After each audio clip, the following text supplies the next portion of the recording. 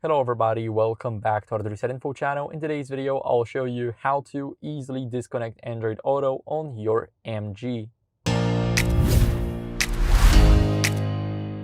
So as you guys can see, we have Android Auto right here. We can do everything here, but what we want to do is we want to leave it to the MG main screen. We're going to click on the gear icon close to the App Connect. And here we got the wireless connected. We're going to click disconnect. And now if we want to remove it, we're clicking remove and remove. So now whenever we go back to home screen, Android Auto is not showing anymore. So that means it's basically disabled and that there's no device connected.